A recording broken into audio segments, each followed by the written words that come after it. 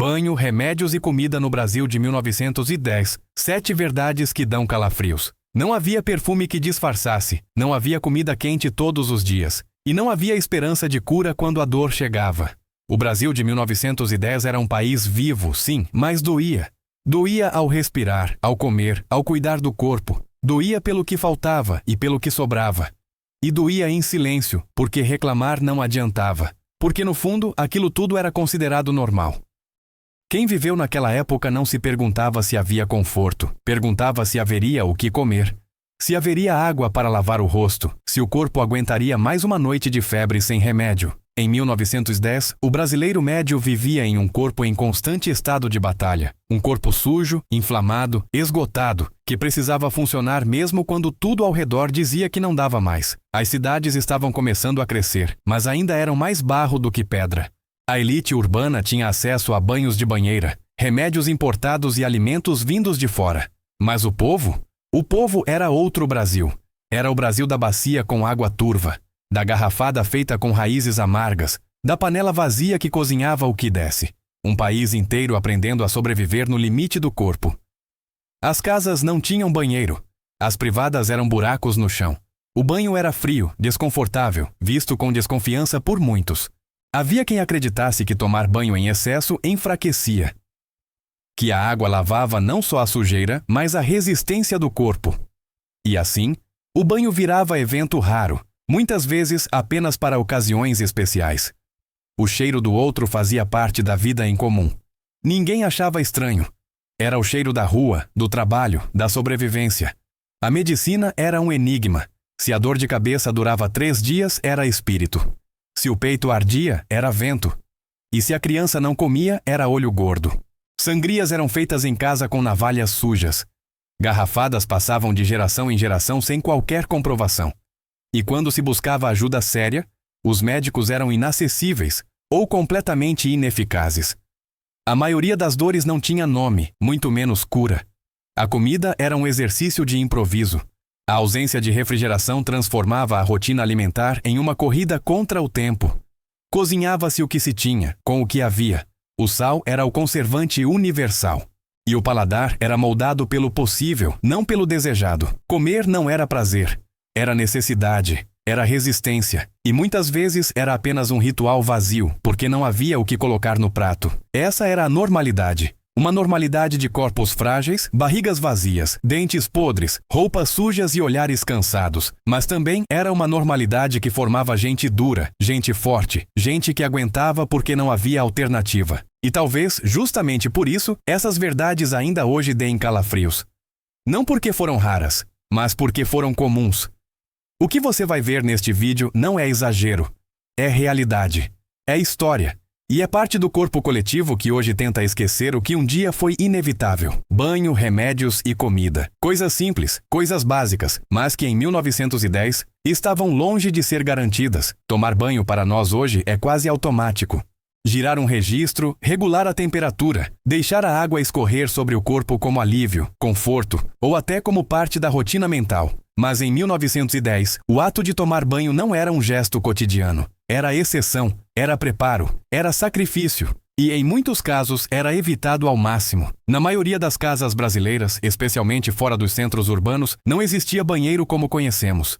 O local do banho era improvisado. Pátios de terra batida, fundos de quintal, pequenos tanques, bacias metálicas ou, com sorte, um pedaço de cômodo adaptado com água trazida em baldes. Tomar banho exigia esforço físico e planejamento. A água precisava ser aquecida no fogão a lenha. O balde precisava ser enchido manualmente. E a privacidade era quase sempre inexistente. Se chovia, o barro tomava conta. Se fazia frio, o banho se tornava uma provação. Nas cidades um pouco maiores, algumas casas da elite já possuíam banheiras de porcelana importadas da Europa. Mas mesmo entre os mais ricos, o banho diário ainda era exceção. A crença popular dizia que o excesso de banho enfraquecia o corpo, abria os poros para doenças, desgastava os ossos. O banho era visto com desconfiança, associado à delicadeza excessiva, frescura ou até à fragilidade. Um trabalhador sujo com cheiro forte era sinal de esforço, de virilidade. Um homem limpo demais era, no mínimo, motivo de suspeita. Entre os mais pobres, o banho era um ritual coletivo e esporádico. Crianças se banhavam em rios, cacimbas ou poças formadas após a chuva. Ir ao rio não era lazer, era necessidade. E se não havia rio, restava a bacia compartilhada por toda a família, com a mesma água para todos, começando pelo mais velho e terminando no mais novo. O sabonete, quando existia, era dividido. A toalha era um pano velho, muitas vezes o mesmo usado para limpar o chão.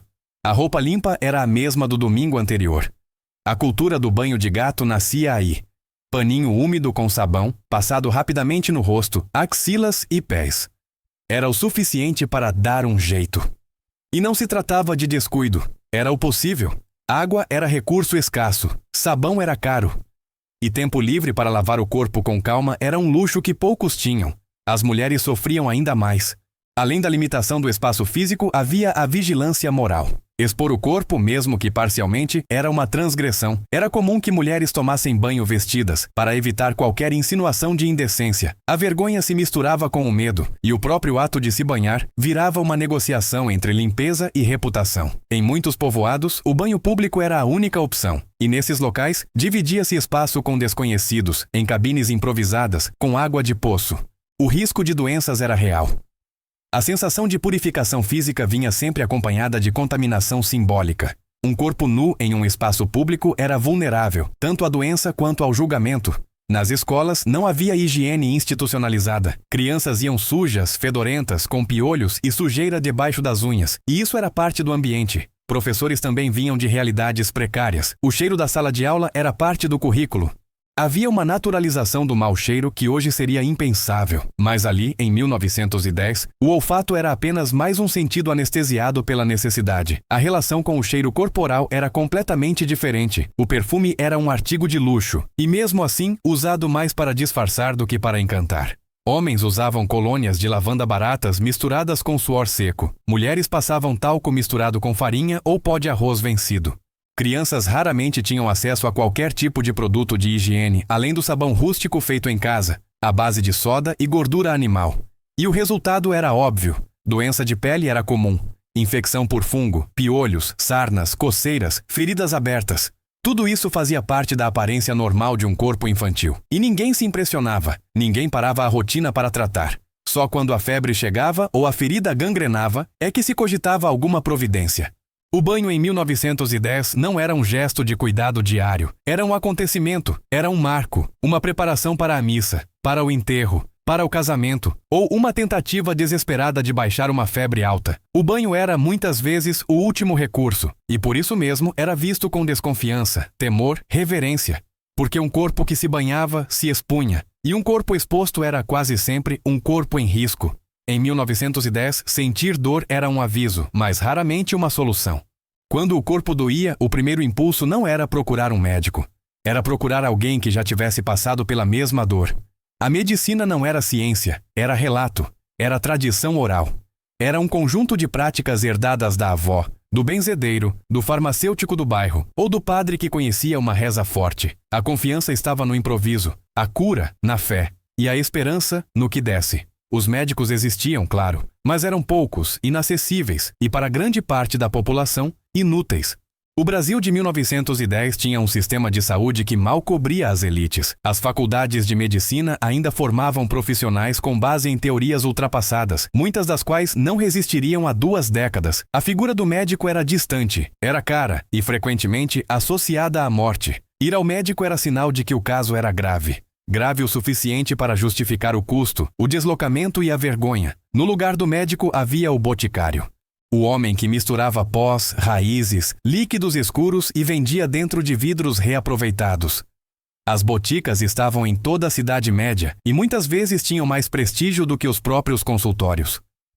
O boticário era o farmacêutico da confiança, mas também o psicólogo, o orientador, o conselheiro de saúde e, com frequência, o responsável por algumas das maiores atrocidades químicas já cometidas contra um corpo humano. Garrafadas. Eis uma palavra que assusta pela doçura com que é pronunciada. Eram misturas de tudo o que fosse possível fermentar. Cascas, folhas, raízes, álcool de má qualidade, açúcar mascavo e, às vezes, sangue animal. Serviam para tudo. Para curar dor de dente, insônia, verme, infertilidade, espinhela caída e até fraqueza da alma. Bebiam-se aos goles, entre rezas, e havia quem jurasse que salvavam vidas. Mas também havia quem morresse por causa delas. Sangrias eram outra prática comum. Era o procedimento preferido quando o mal era interno e sem nome. Fazia-se um corte, no braço, na nuca, nas costas, e deixava-se o sangue escorrer até o paciente ficar fraco o suficiente para esquecer a dor original. A crença era que o sangue doente precisava sair, como se fosse veneno. O instrumento? Uma navalha, uma faca, uma pedra afiada. O curativo? Um pano velho. A consequência? Infecção, anemia, desmaio e muitas vezes morte. Os curandeiros também estavam por toda parte.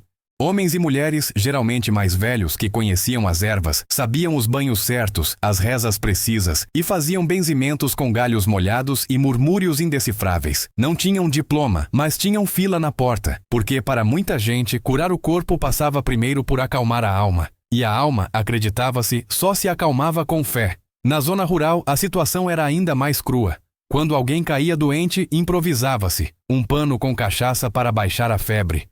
Um chá de folha amarga para purificar o sangue, mijo de vaca para picada de cobra, cinza de fogão para infecção, carvão moído para intoxicação. Não importava a eficácia, importava fazer algo. Qualquer coisa era melhor do que assistir à dor calada. O parto era um espetáculo de risco. Mulheres pariam em casa, no chão de madeira, com a ajuda de parteiras populares que tinham experiência, mas não recursos. Cortava-se o cordão com faca de cozinha, lavava-se com água fria.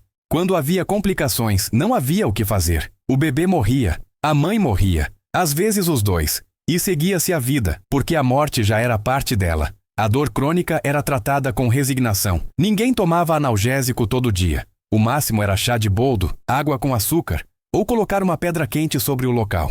A dor era uma companhia silenciosa. Um lembrete de que o corpo tinha limites. Um lembrete de que se estava vivo, por enquanto. E as doenças infecciosas? A tuberculose era chamada de doença do peito. A sífilis, de mal secreto. A febre tifoide, de virose violenta. Pouco se sabia, menos ainda se fazia, e os surtos vinham como maldição. Levar uma criança ao cemitério era rotina. O luto fazia parte da infância. A medicina antes da ciência era um jogo de azar. Um conjunto de tentativas empíricas misturadas com superstição. Mas, para muitos, era tudo o que havia. O corpo doente era um mistério. E tratar era confiar no que se tinha. Mesmo que o que se tinha fosse uma garrafa escura, uma navalha suja e uma reza antiga. Comer, em 1910, não era prazer. Era sorte, era sobrevivência, era cálculo. A maioria dos brasileiros acordava sem saber o que ia colocar na panela. E muitas vezes ia dormir sem ter colocado nada. A fome não era notícia, era rotina. E mesmo quando havia o que comer, quase nunca havia frescor, variedade ou escolha. Não existia geladeira. Em algumas casas, o mais próximo disso era um armário telado preso na parede, chamado de despensa ventilada, onde se tentava conservar o pouco que sobrava do dia anterior.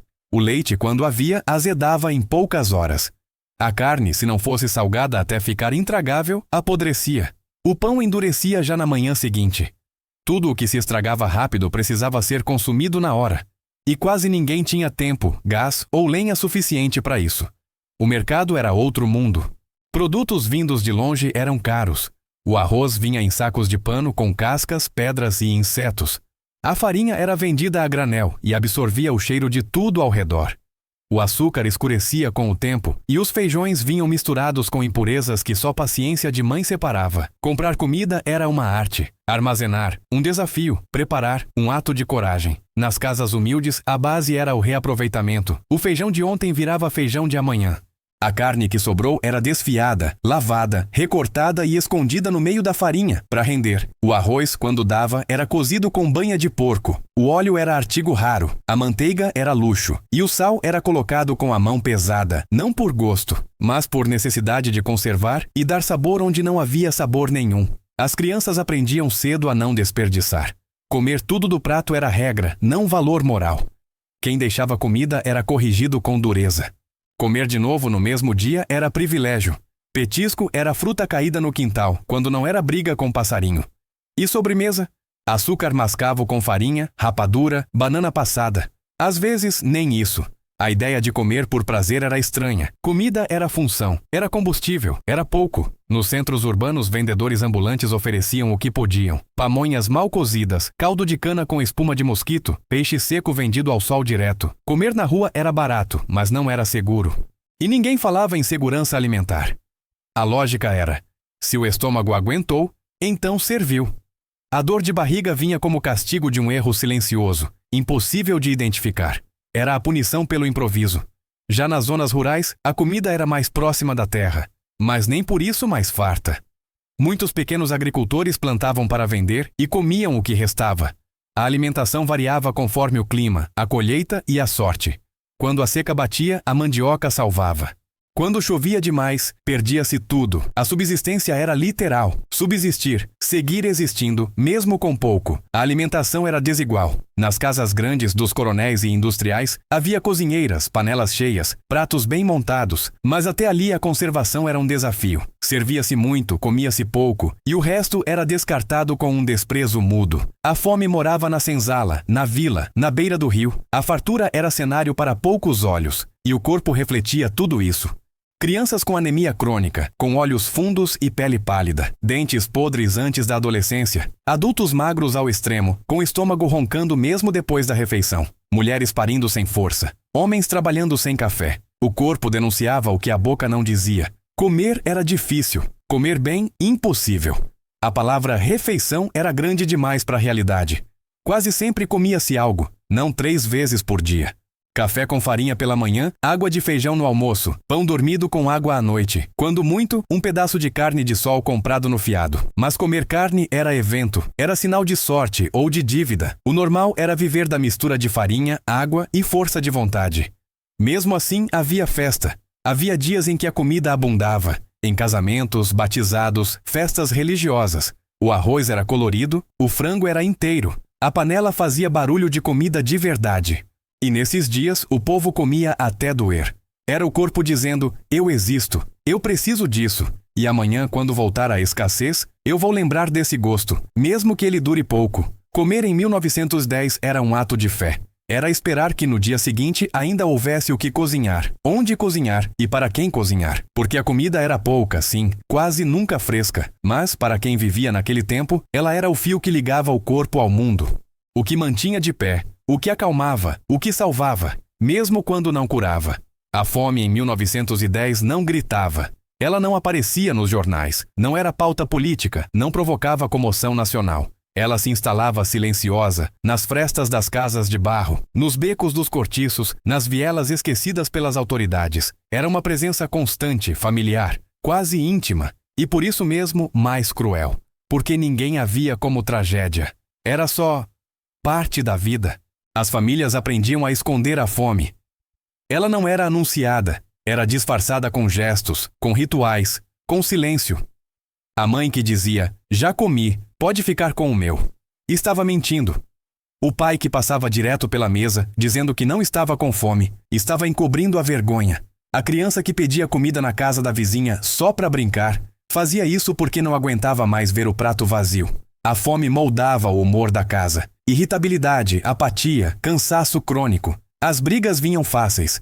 O choro era mais comum do que o riso.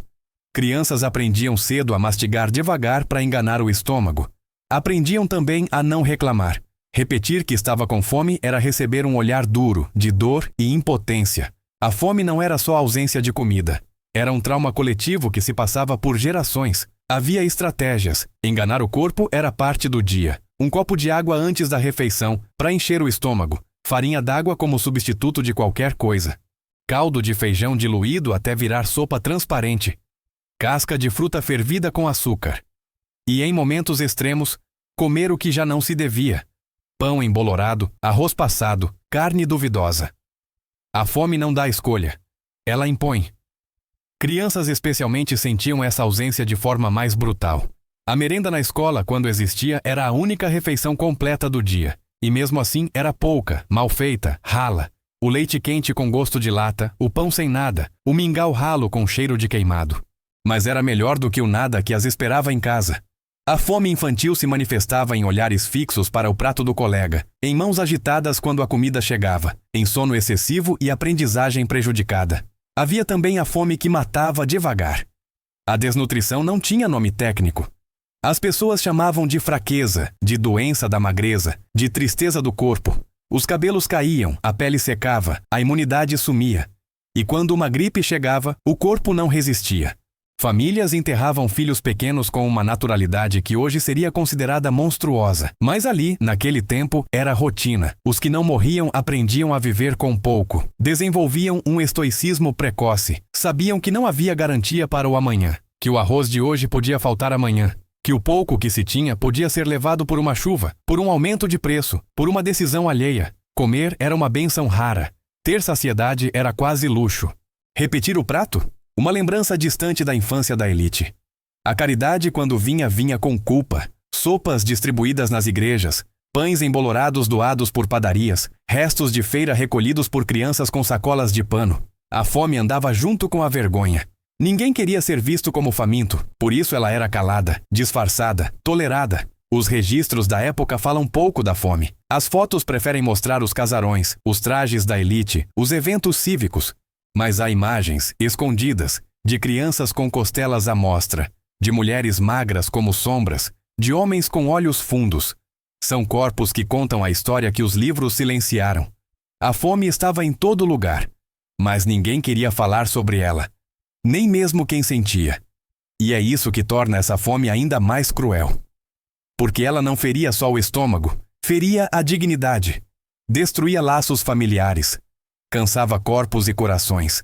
E por não ser reconhecida, por não ser tratada, ela seguia existindo como um fantasma cotidiano, alimentando o medo, corroendo a esperança, secando tudo por dentro. No Brasil de 1910, a fome era uma instituição invisível. Não havia alarme, não havia socorro. Havia apenas o dia seguinte e a expectativa de que ele trouxesse algo. Um prato raso, um pão murcho, um resto de feijão, qualquer coisa. Porque no fundo, ninguém queria muito, só o suficiente para continuar em pé.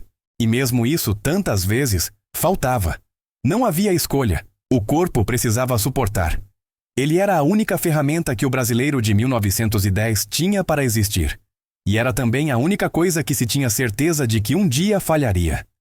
Viver naquele tempo era travar uma guerra silenciosa e diária contra a sujeira, a dor, a fome e a negligência. Era levantar mesmo sem forças, andar mesmo sem calçado, trabalhar mesmo com febre, sorrir mesmo com o estômago vazio. O corpo não era protegido, era exigido. E quando não aguentava mais, era descartado como mais um que não conseguiu resistir. A pele dizia tudo. Era ela que absorvia a poeira da rua, o calor do fogão de lenha, o sabão rústico feito de soda e gordura. Era ela que abrigava piolhos, feridas, marcas de pancadas, arranhões de mato, arranhões de gente. Não existia dermatologista, existia cinza de fogão, folha de mamona, álcool batizado com querosene. Cada mancha, cada cicatriz, era a memória viva de um corpo em constante improviso. As mãos eram ásperas desde cedo, de crianças que carregavam água, cortavam lenha, lavavam roupa em pedra ou socavam milho no pilão. Não havia infância protegida. A infância era parte da engrenagem. Meninos e meninas eram braços úteis, mãos que cozinhavam, cuidavam de irmãos, carregavam sacos. A escola era para poucos, o cansaço era para todos. O estômago aprendia a sobreviver, a aguentar comida estragada ou nenhuma comida. A fermentar farinha com saliva, a suportar dias de jejum forçado, a entender que o tempo de comer não era o mesmo de sentir fome. Comer bem não era hábito, era lenda. A nutrição não era ciência, era sobrevivência. O que não matava, alimentava. O que alimentava não bastava. Os dentes apodreciam rápido. A escova era objeto exótico. O fio dental, inexistente. O açúcar, quando aparecia, grudava na gengiva como promessa de dor futura. A dor de dente era comum, insuportável, silenciosa. E a extração era feita com alicate de ferreiro, sem anestesia. Gritar não resolvia. O corpo aprendia a calar. Porque calar era mais fácil do que buscar ajuda onde não havia. O sono era leve, perturbado por fome, por dor, por barulho, por medo. Dormia-se no chão, na rede, em colchões finos, com cobertas improvisadas. O frio entrava pelos buracos da parede. O calor fazia o corpo suar de madrugada. E quando a febre vinha, não havia termômetro, nem medicação. Havia reza, pano molhado, chá amargo. E uma espera. A espera de que o corpo aguentasse. Só mais um dia. A doença era tratada como azar. E a cura, como milagre. Morrer jovem não causava escândalo. Era comum. Era parte do ciclo. Mulheres morriam parindo. Crianças morriam de diarreia. Homens morriam em silêncio, consumidos por uma tosse longa que nunca teve nome. E o corpo ia embora sem cerimônia, enterrado sem caixão, enrolado em lençol, deixado no cemitério por parentes que não podiam parar de trabalhar. Mas não se enganem, o corpo do brasileiro de 1910 era frágil, sim, mas também era teimoso, era resistente, era o único recurso, a única ferramenta, o único abrigo, e era com ele que se construía casa, família, esperança. Era com ele que se enfrentava a falta de tudo. Era com ele que se dançava nas festas, se cantava nas roças, se caminhava até a venda mesmo sem sapato. Esse corpo do passado moldou muito do que ainda somos. Ele deixou marcas invisíveis, o medo de desperdiçar comida, o costume de guardar tudo, a crença no remédio caseiro, a vergonha de pedir ajuda, a obsessão por limpeza, por perfume, por aparência. São ecos de uma época em que o corpo não podia falhar, porque falhar significava sumir, e ninguém queria desaparecer. Olhando para trás, é difícil imaginar como tudo isso era normal. Como se aceitava viver com tanto desconforto, com tanta ausência. Mas talvez a resposta esteja justamente aí. Não se aceitava, apenas se continuava, porque parar não era opção. E resistir, ainda que em silêncio, era a forma mais profunda de existir. O Brasil de 1910 foi construído por corpos que nunca tiveram descanso. Corpos que doíam, mas aguentavam. Que faltavam, mas seguiam. Que se sujavam, se feriam, se dobravam, mas não quebravam. E se hoje podemos nos dar ao luxo de questionar, de reclamar, de exigir conforto, é porque antes de nós, muita gente sobreviveu sem ele. Gente que carregou o peso do tempo com o corpo. E venceu. Mesmo que ninguém tenha contado a história assim.